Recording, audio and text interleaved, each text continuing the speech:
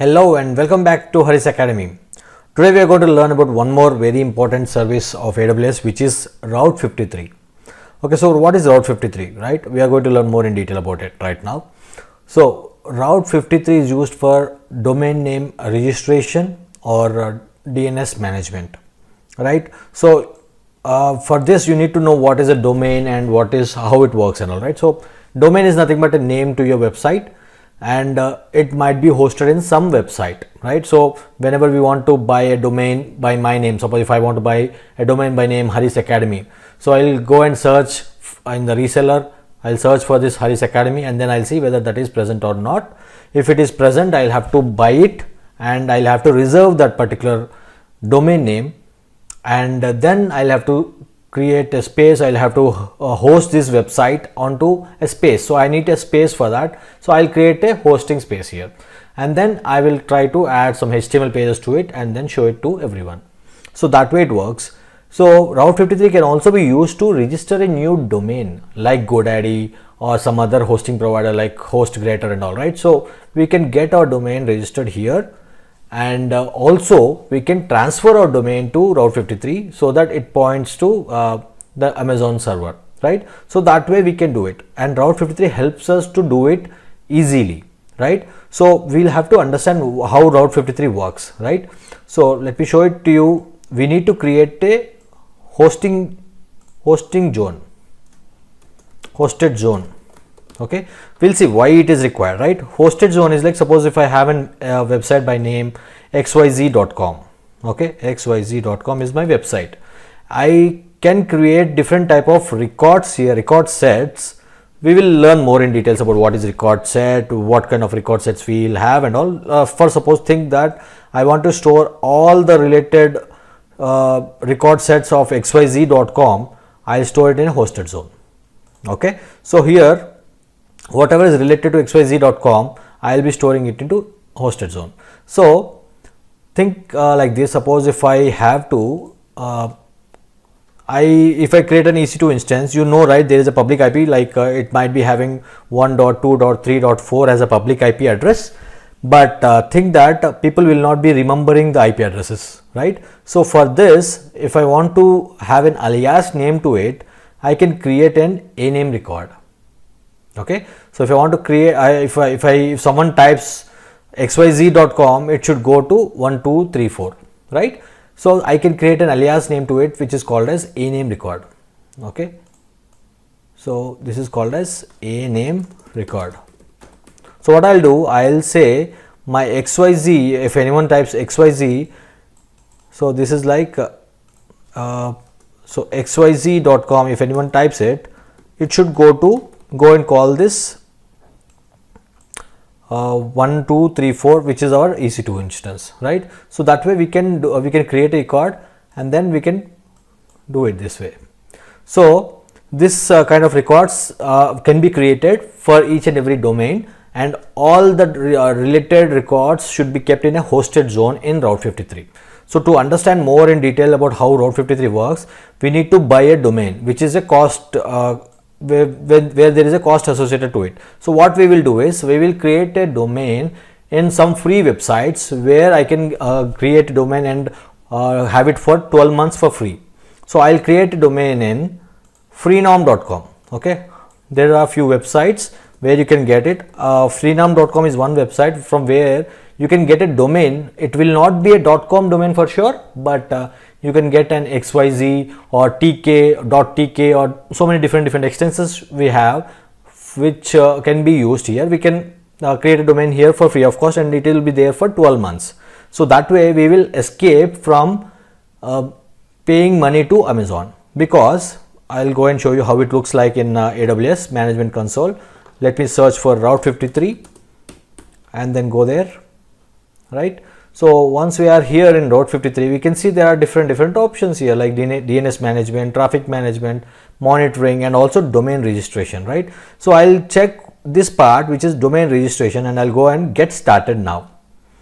So here you can register a domain, or you can transfer a domain which was created in some other hosting provider, right? So I'll do one thing. I'll click on register a domain, and you can see here .com domain is costing $12. This is per year.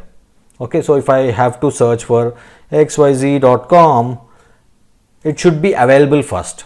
Like I said earlier, if you want to have your domain on your name or whatever domain you are looking at, you need to create a domain name which is available. So this is not available here, right? Let me see if Harish Academy is there. Let me see Harish Learning Academy. Okay, so if I search with this, I will have a domain which is available. So now I can click on add to cart, and here you can see the registration is for 1 complete year and the charges are $12. So if I change this to 10 years, it is multiplying 12 into 10 and it is coming around $120. Whereas if you go to some other domain registration sites like GoDaddy or something, you will get it for lesser price than this. That is the reason I don't want to have any domain register on this right now. But to understand what is hosted zone and all, let us create a domain in Freenom and then point our hosted zone to that particular thing. So this is what we are going to do. So we can go ahead and then add to cart, continue, and then you can pay the amount, right? You can register it on your name, and you are good to go with the domain for 1 year. Okay, so this way you can create a new domain. Now what we'll do, we will not register it here, but we'll transfer the domain here and we'll see how it works. Okay, so what I'll do, I'll go to freenom.com, and one more thing I wanted to say here before we jump on to freenom.com. Thing is like whenever we create any website, so right, whenever we create any domain, it will have the details, IP details stored in DNS, domain name server. Okay, let me bring that for you. So all the details related to this will be stored in domain name servers. Okay, so domain name servers, what does it do? Like suppose if someone types xyz.com, how will it come to know like what IP I have to return, right? Because we are doing something on the browser, we have created a domain name xyz.com and someone is typing xyz.com on your browser, it has to return the IP address, otherwise we will not get to know what are the details it is having, which EC2 it is related to, right? So what will it do is it sends a request. This request would be sent to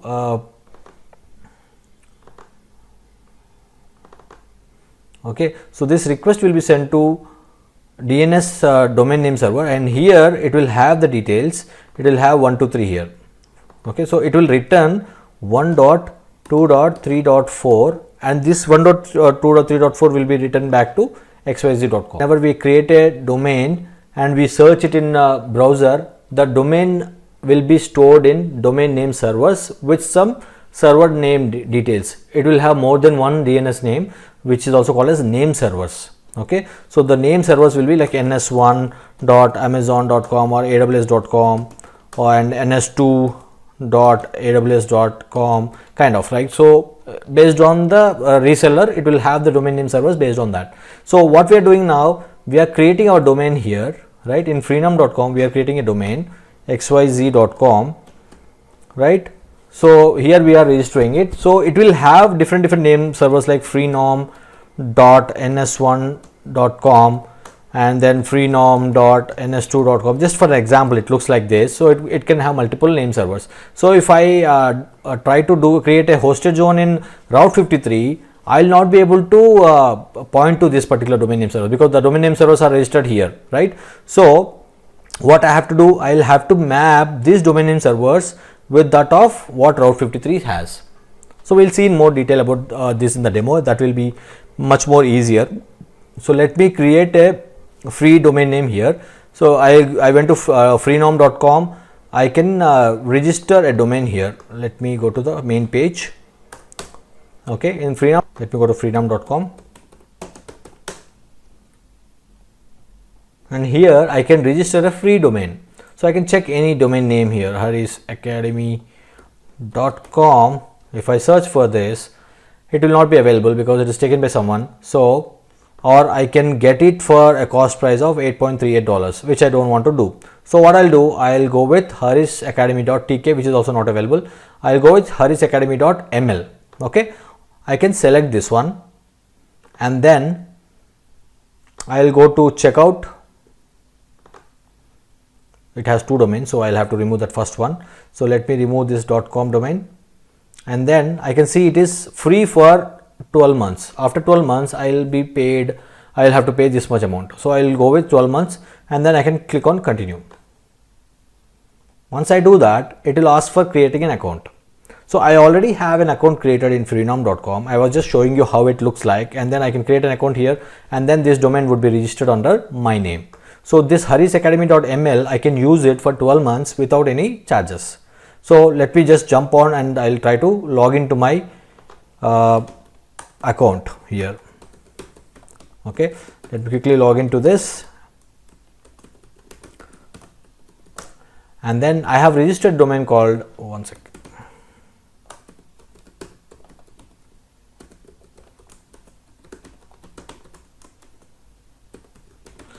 Let me just log into this. So once I log into this, I have already registered a domain. I can go and check in services and then my domains. Okay, so I have already registered domain name called as harisacademy.tk, but I have shown you how to do it. You can do it for yourself. Now I'll click on manage domain, and I'll go to management tools, and then I'll see name servers here.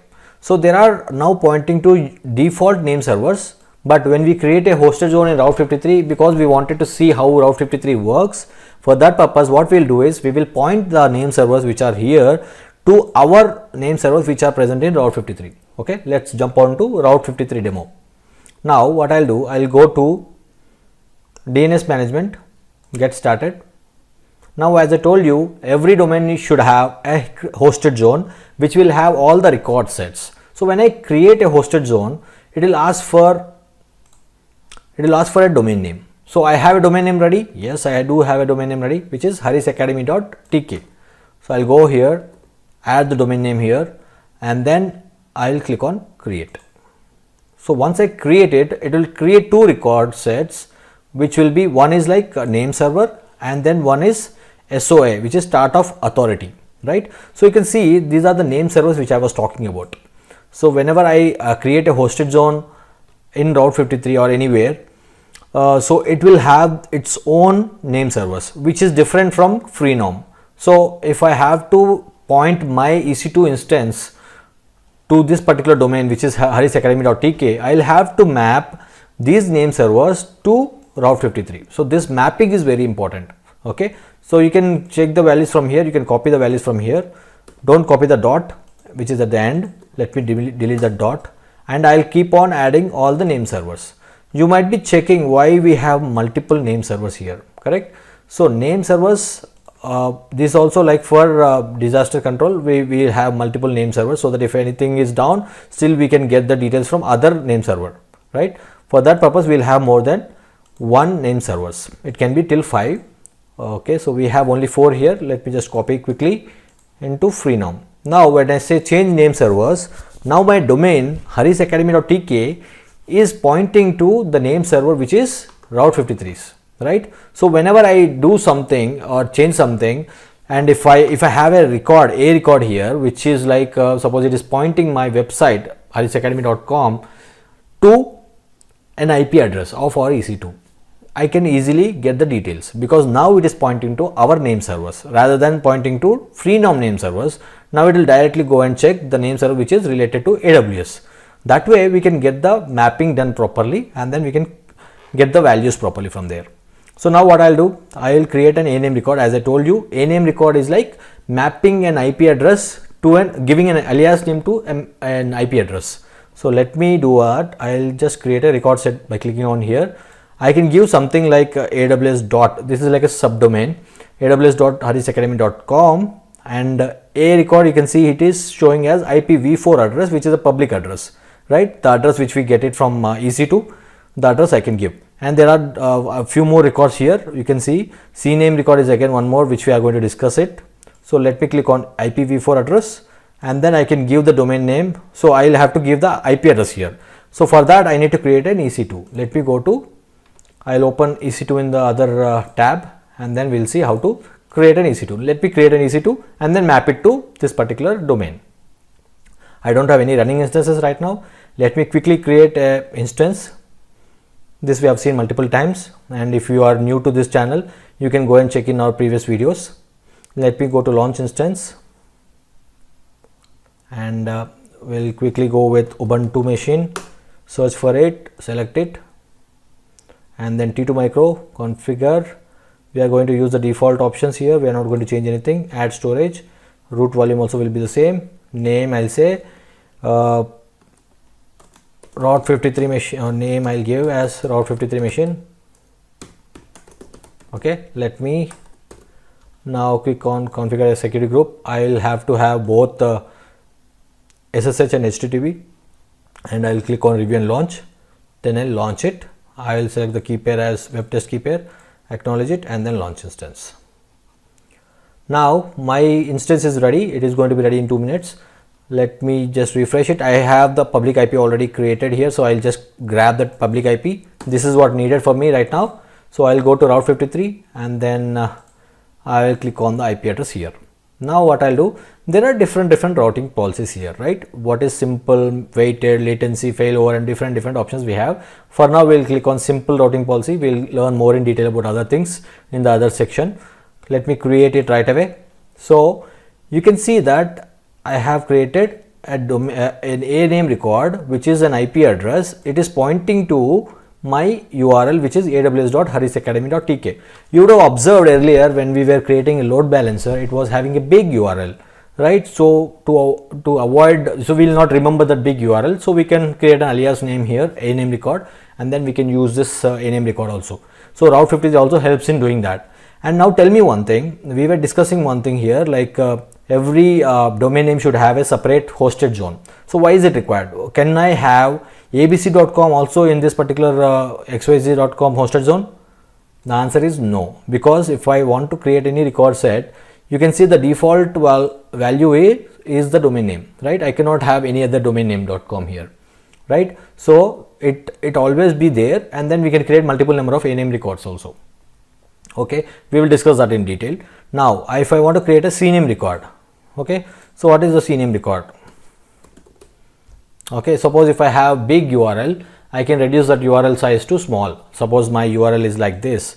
If I say this way, suppose my URL is load balancer.aws.console.com. So I can reduce that name to LB or ELB to elb.loadbalancer.com directly, elb.console.com kind of. Okay, so I can reduce a big domain name into a small domain name. You can give an alias to the name here, okay, rather than giving an IP address here. Okay, so now we can create a CNAME record also here. That's fine. Now what we'll do is we will try to see if this instance is running. Yes, it is running. Now as we have an IP address set, right? So what I'll do, I'll copy this. Sorry, I'll try to ping this one. So I need to check whether this mapping is properly done or not, whether my IP is getting written properly or not. For that, I'll have to log into PuTTY. So let me go and log into PuTTY once again. Let me go to EC2 instance, copy this public IP, and then go to PuTTY. And Ubuntu is my username @IP address. I'll go to SSH and then click on auth. Now browse for my key pair, which is web test key pair, and then I'll click on open. Now I'll click on yes. So now I am into my EC2 machine. So to check whether my domain name is properly mapped or not, I can do ping, right? Let me clear it first to be clear, and then let me do this ping. What is the website name which we had? We had aws.harisacademy.tk, right? harisacademy.tk. So when I do this, will the ping happen? It doesn't happen. Why? Because we haven't enabled a security group which is called as ICMP protocol. So ICMP protocol is the one which will help us to ping to any website. What I'll do quickly, so this is my instance and I can see only two security groups, which is only one security group which is having allow SSH and HTTP. Now let me quickly try to add one more, which is ICMP protocol. So let me go to this security group and try to add an inbound rule for ICMP protocol as well. So let me go to inbound rules and then edit inbound rules. So it has only SSH, it doesn't have HTTP also, sorry. So I'll have to add HTTP as well,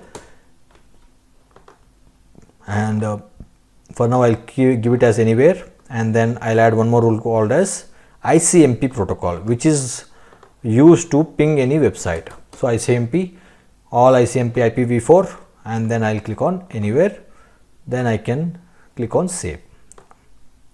So once this is done, I'll save the rules. Now let me see if the ping works, right? So let me see if the ping works. Yes, it is working. That means you can see this one, my aws.harishacademy.com, when I pinged, because we don't have a browser here, we have ping using ping command, and then you can see the IP address which is getting returned. This is 35.175.240.174, which is the same IP of our EC2. Let me show you the EC2 as well. So this is the same IP which it is pinging to. That way we have done the mapping, which is very properly done.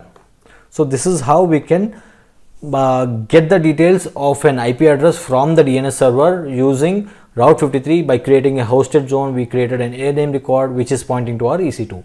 That way we can map each other. Okay, I hope this is clear to you. Let me close this using Ctrl C. Now there are few more in the routing policy, so let me go to Route 53. Okay, so we haven't discussed anything about other weighted, latency, failover, geolocation and multi-value answer. So we'll discuss this in the next session. So there could be one question whether a hosted zone would be chargeable or not. Yes, these are chargeable. Like if you are using this hosted zone for more than 12 hours, then this is as it is associated with the DNS, it will be chargeable. Like so after 12 hours it will be chargeable. So let me quickly delete the record set. So if I want to delete a hosted zone, what can I do? Can I go directly to hosted zone and delete it? It won't work that way because it has a zone record, right? So let me click on delete. It says before you can delete a hosted zone, you must first delete all resource record sets except the NS and SOA record. Why? Because NS and SOA records are created by default whenever you create a hosted zone. That is the reason when you delete the hosted zone, it will automatically delete these two records, but whatever additional records you have added, you will have to delete that separately. So let me click on this ANAME record and then delete a record set, confirm. Now I can go back to hosted zone and then try to delete the hosted zone. So to avoid additional cost, we will undo the things. Let me delete the hosted zone, confirm. This is done. So what else we have created? We have also created an EC2 instance. Let me go there. Let me try to right click, go to action and then try to go to instance state and then terminate it. I can do the termination right away. So this way you can undo the things and escape from the additional charges. So this is also very important step. If you are using hosted zone for more than 12 hours, it will be chargeable. Okay, I hope the lecture is clear to you guys. In case you have any queries, please don't hesitate to have it in the comment section below. I will be really happy to help you guys. Thank you so much for watching. Happy learning.